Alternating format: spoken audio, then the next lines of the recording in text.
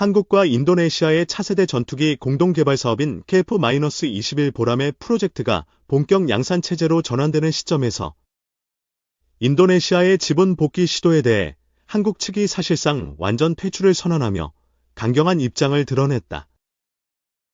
양국 간 방산 협력의 핵심이었던 KF-21 사업은 2010년대 중반부터 진행되어 온 상징적인 프로젝트였지만 인도네시아 측의 수차례 분담금 미지급, 인력 철수, 신뢰 부족 등이 누적되면서 사실상 K, 한국항공우주산업의 독자 체제로 전환된 상태다.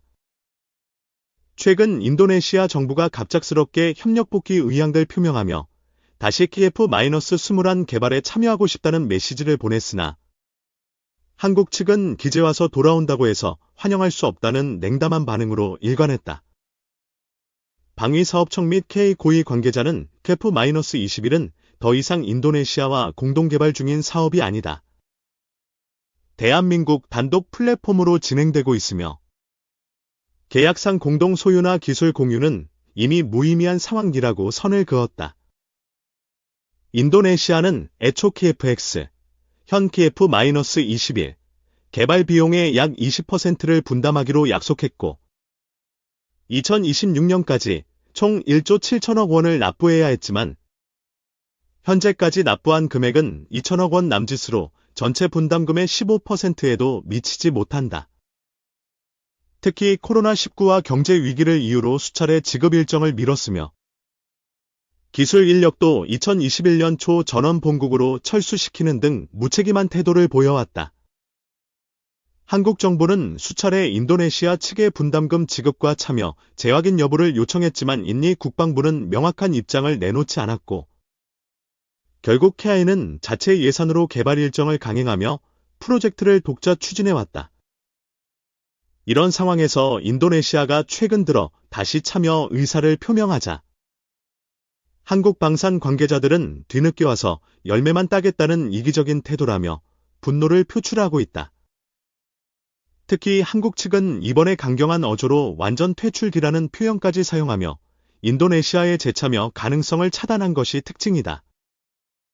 이는 단순한 외교적 불쾌감이 아니라 기술적, 전략적, 사업적 차원에서 신뢰 없는 파트너와는 더 이상 협력할 수 없다는 근본적인 판단에 따른 조치다.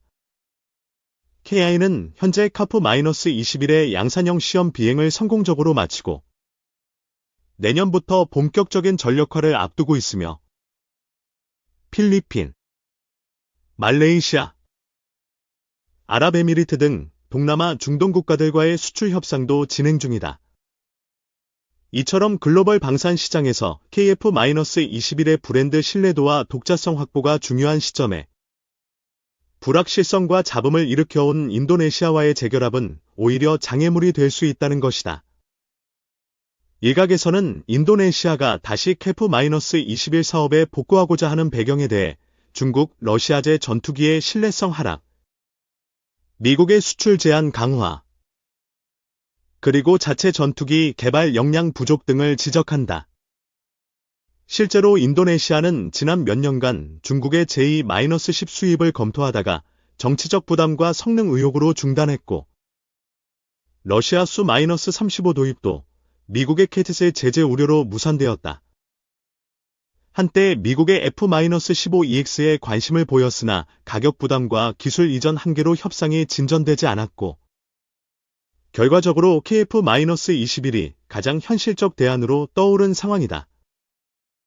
그러나 한국은 이미 인도네시아 없는 개발과 전력화가 가능한 수준에 도달했으며 굳이 불안정한 파트너를 다시 받아들일 이유가 없다는 입장이다. 게다가 인도네시아는 과거 크퍽스 기술 유출 의혹에도 연루된 바 있다. 당시 개발 관련 기술 자료 일부가 제3국으로 흘러갔다는 첩보가 있었으며 해당 사건의 배후로 인도네시아 측 협력업체가 지목되었지만 명확한 해명이나 조치는 없었다. 이로 인해 방산업계 내부에서는 긴리 리스크라는 용어까지 생겨났으며 KI 내부에서도 인리 측 복귀를 절대 반대하는 목소리가 높다. 이와 관련해 국회 국방위원회의 한 의원은 우리가 국민 세금으로 어렵게 개발해온 항공기술을 인도네시아에 헐값에 넘기는 일은 절대 있어서는 안 된다며 인도네시아의 복권은 안보적으로도 사업적으로도 이득이 없는 거래라고 실제로 최근 KIA는 KF-21 블록 2 개발을 통해 완전한 무장 통합과 스텔스 개량형까지 고려하고 있으며 독일과의 레이더 협업, 미국과의 장거리 공대지 미사일 통합 테스트 등을 통해 개발의 깊이와 범위도 더욱 확장되고 있다. 즉, 한국은 더 이상 개발 비용 분담 없이도 KF-21 프로젝트를 지속 가능하게 만들었고, 이는 인도네시아의 존재 이유 자체를 무력화시킨 것이다.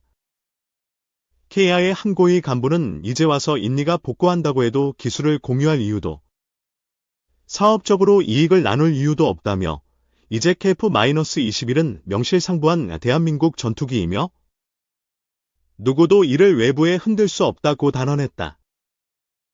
또한 국민 여론 역시 인도네시아의 복귀에 부정적이다.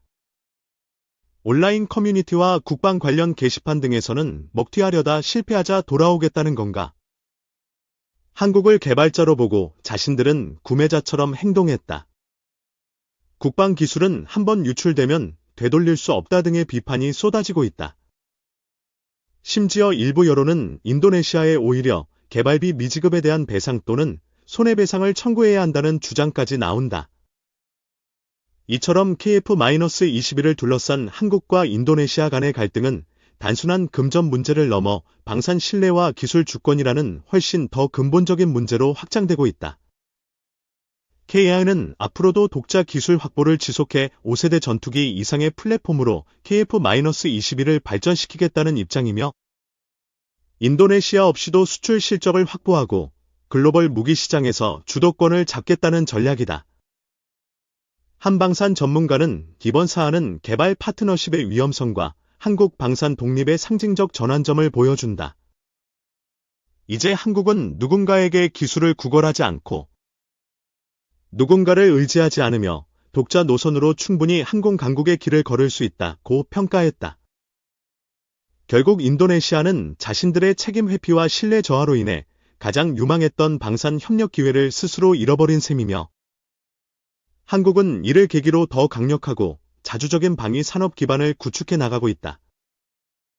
이거 먹고 떨어져라는 냉소적인 반응이 농담이 아니라 실질적 정책 기조로 굳어졌다는 점에서 한국은 이제 진정한 기술 주권의 시대를 선언한 셈이다. KF-21 보라매는 이제 단순한 전투기가 아니라 대한민국의 기술 자립 의지를 상징하는 주력 무기체계로 당당히 날아오르고 있다.